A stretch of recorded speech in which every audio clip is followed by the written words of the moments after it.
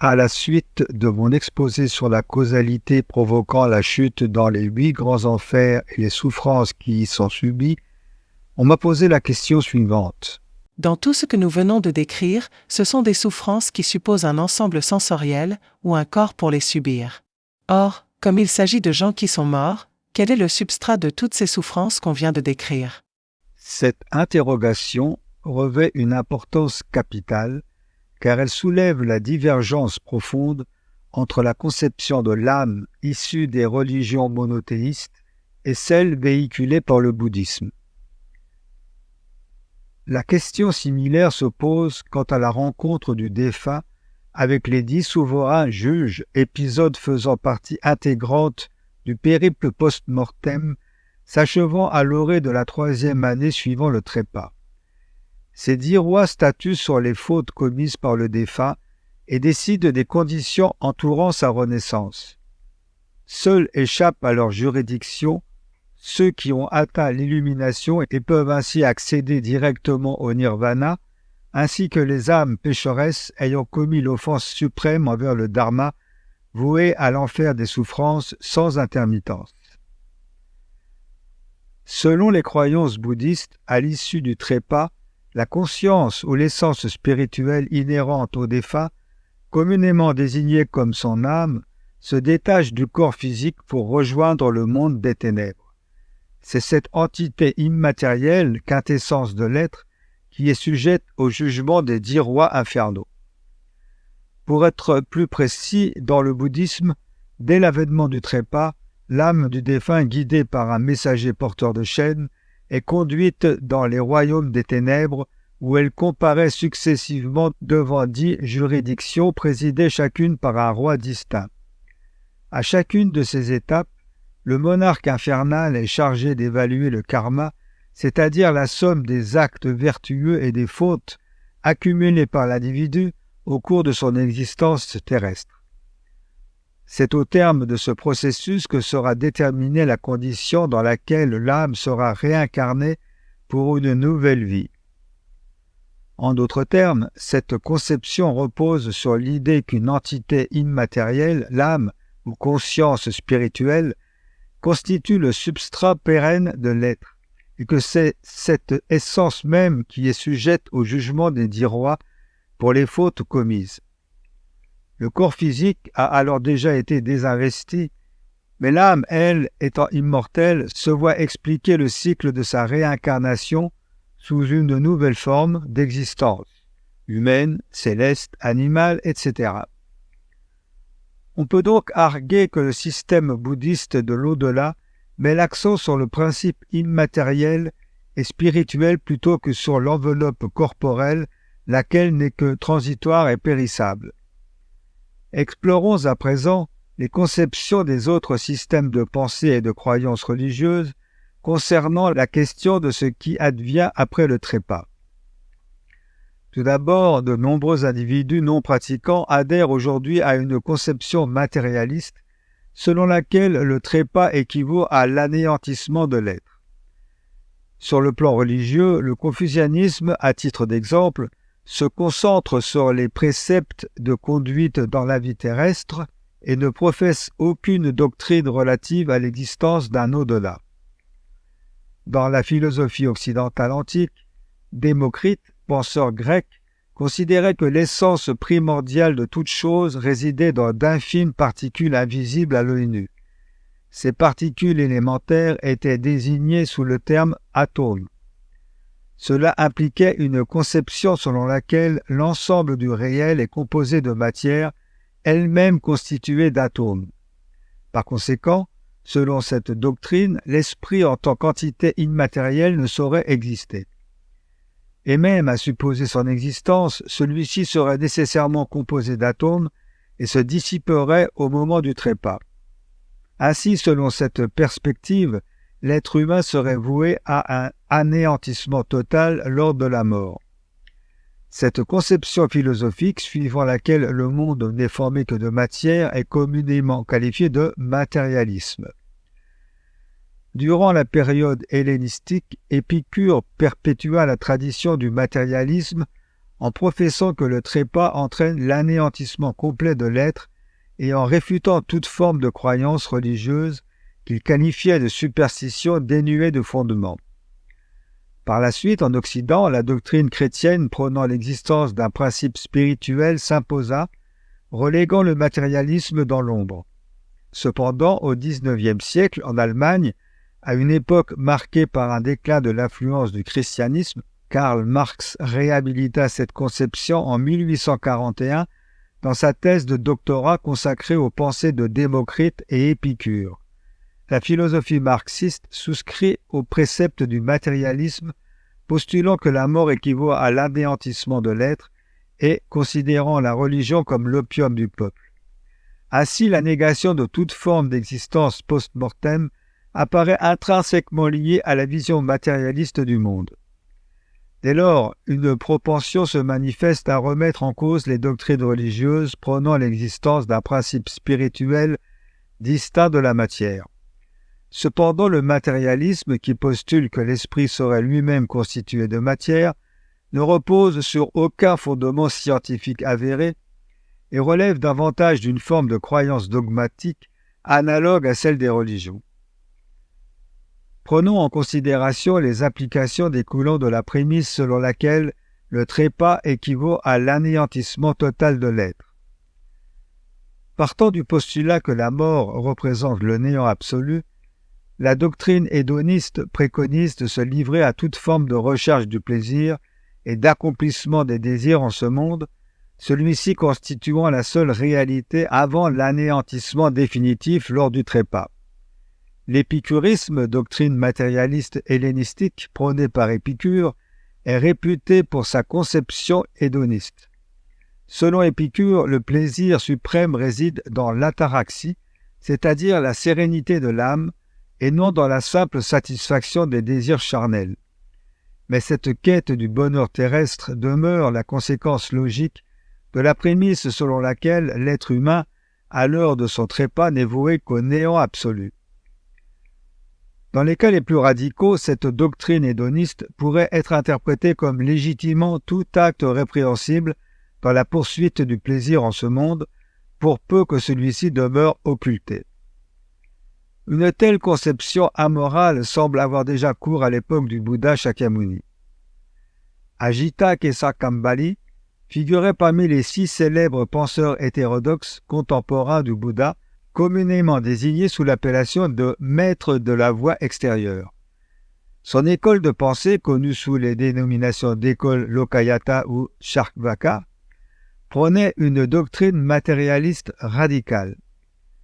Ajita professait le matérialisme, doctrine suivant laquelle l'être humain est composé de 4 éléments primordiaux que sont la terre, l'eau, le feu et le vent.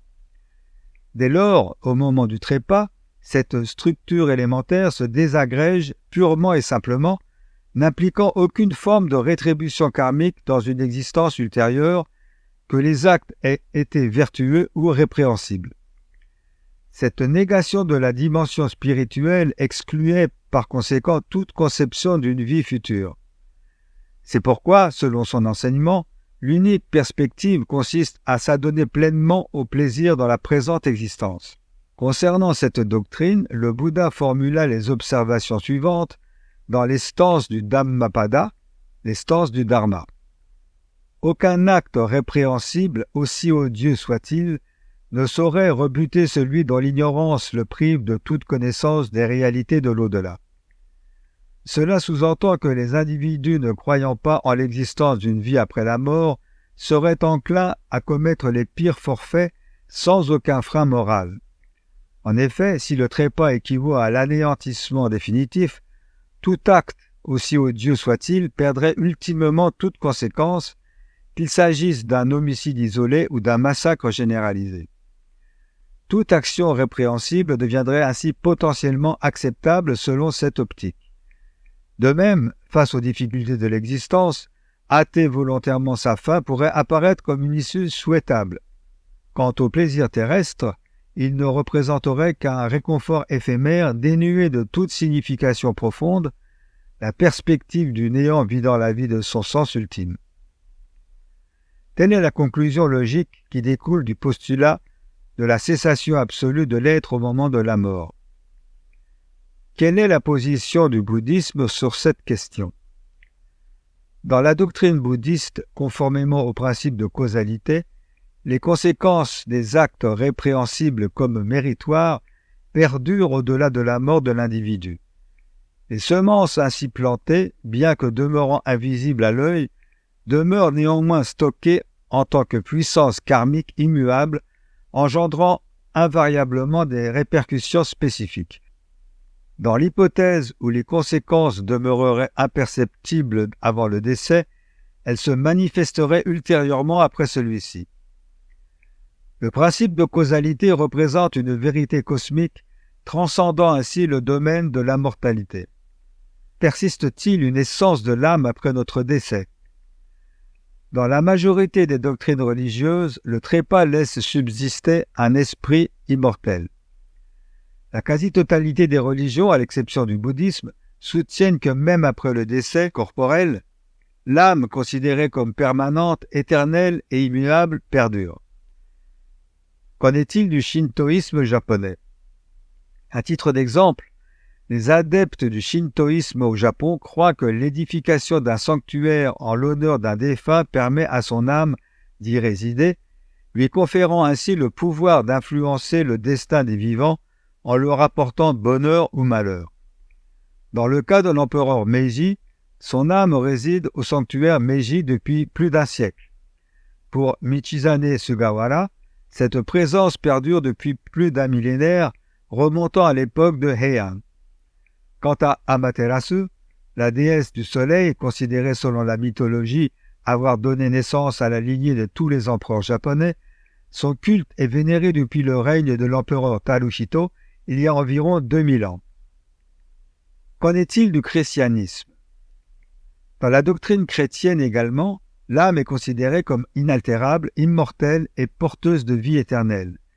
Elle demeure en attente après le trépas en vue du jugement dernier, qui déterminera si elle accède à l'éternité dans le royaume divin ou endure une souffrance perpétuelle en enfer. Si cela est exact, il est alors probable que des figures telles que Paul, il y a 2000 ans, Augustin, il y a 1500 ans, Thomas d'Aquin, il y a 700 ans, ainsi que bien d'autres, attendent toujours. Qu'en est-il du brahmanisme? À l'époque du Bouddha, le brahmanisme, qui précède l'hindouisme contemporain, était la religion dominante en Inde. Cette doctrine reconnaît également l'existence d'un soi permanent et immuable. En fin de compte, elle aspire à l'accomplissement de l'unité de Brahma et du soi, où le Brahma et le soi fusionnent avec le macrocosme. Dans le courant du mysticisme contemporain, la notion de fusion totale avec le grand tout de l'univers est largement répandue. De ce fait, la plupart des doctrines religieuses soutiennent que l'âme, considérée comme inaltérable, persiste après le décès. Quelle est alors la position du bouddhisme à cet égard? Dans le bouddhisme, qu'en est-il de l'âme? Pour le bouddhisme, les dharmas sont dépourvus de moi. Contrairement à la conception de soi fixe et immuable présente dans le brahmanisme, le bouddhisme enseigne le non-soi des dharmas. L'absence d'un moi permanent et immuable constitue le cœur de la doctrine du Bouddha et représente l'une des caractéristiques distinctives du bouddhisme, différente de toutes les autres religions. La justification de l'absence de soi permanent et immuable réside dans le principe bouddhiste de la causalité qui est enseigné en ce sens. Tous les dharmas naissent en fonction de causes et de conditions. Tous les dharmas désignent l'ensemble des phénomènes, ce qui englobe toute chose. Cette expression désigne l'émergence de toute entité par l'interaction de causes et d'effets. En d'autres termes, lorsque ces causes et effets se dissocient, ils se transforment en quelque chose de différent. Par exemple, une voiture est une entité cohérente lorsqu'elle est assemblée à partir de ses milliers de composants, mais lorsque ces composants se désintègrent, elle cesse d'être une voiture, même si elle ne devient pas néant pour autant. De même, chaque composant individuel est fonctionnel dans le cadre d'une forme particulière, mais lorsqu'il adopte une autre forme, il ne peut plus être considéré comme le même composant. En considérant de cette manière les éléments apparemment fixes et immuables de l'existence, on conclut qu'il n'existe pas en soi. Qu'en est-il pour la physique? De plus, la physique moderne a évolué de la conception selon laquelle toute matière est composée d'atomes vers la découverte que les atomes eux-mêmes se composent de noyaux et d'électrons, ces derniers étant à leur tour constitués de protons et de neutrons qui, en fin de compte, sont composés de quarks. Il a également été avancé que les quarks pourraient être formés de cordes vibrantes, mais cette hypothèse demeure à ce jour non confirmée. En définitive, malgré les avancées de la physique moderne, aucun élément invariant et immuable n'a été mis en évidence. Depuis 2600 ans, le bouddhisme enseigne l'absence d'une entité permanente et inaltérable que l'on pourrait qualifier d'âme, conformément à la compréhension éclairée du Bouddha, selon laquelle tout est dépourvu de nature intrinsèque. Qu'est-ce que l'éternité de la vie dans le bouddhisme? Cependant, la mort ne signifie pas le néant. Il existe une entité spirituelle immortelle désignée comme la conscience alaya, la 8e conscience, responsable de l'accumulation invisible des actions spirituelles, verbales et physiques. Cette 8e conscience perdure même après la cessation du corps physique. Cependant, il convient de souligner qu'il ne s'agit pas d'une âme permanente et invariable. On dit de la 8e conscience qu'elle est comme un torrent impétueux. Ce cours d'eau tumultueux est en réalité une cascade. Vue de loin, une cascade peut paraître tel un morceau de tissu, mais lorsqu'on s'en approche, on peut discerner de minuscules gouttelettes d'eau s'écoulant à grande vitesse. De la même manière, la 8e conscience s'écoule à travers les forces karmiques de notre esprit, de notre langage et de nos actions corporelles, évoluant à un rythme incessant. Cette 8e conscience incarne l'essence de notre existence éternelle qui perdure depuis un passé infini et lointain avant notre naissance jusqu'à un futur éternel après notre mort. L'objectif du bouddhisme. Ainsi, dans la perspective bouddhiste, l'existence d'une âme permanente et invariable est réfutée. Néanmoins, lors du décès du corps, la 8e conscience, en perpétuelle mutation et en flux constant, engendre le monde suivant par le processus de la réincarnation, perpétuant ainsi le cycle sans fin de la souffrance et de l'errance au sein des 6 voies malheureuses que sont les enfers, les esprits affamés, les animaux, les asuras, les humains et les cieux. L'objectif du bouddhisme réside donc dans la purification de cette 8e conscience par des pratiques appropriées afin que le pratiquant puisse transcender le samsara et accéder aux 4 voies saintes et finalement atteindre l'état de vie du Bouddha. Cependant, ce processus de purification requiert un nombre infini d'existences et d'éons. Ziyi, éminent maître du Tendai, découvrit dans le Sutra du Lotus l'existence d'une 9e conscience appelée Amara, ou conscience immaculée, qui représente en réalité la nature du Bouddha présente en chaque être et qui, par son développement, permet d'atteindre la bouddhéité dans cette vie même. C'est ainsi qu'il formula le concept d'une pensée 3000. Dans la période de la fin du Dharma, Nichiren Daishonin concrétisa ce principe à travers le Dai Gohonzon. La pratique fervente envers ce Gohonzon permet de purifier notre 8e conscience au cours de cette existence et de nous affranchir immédiatement du cycle de la réincarnation dans les 6 voies.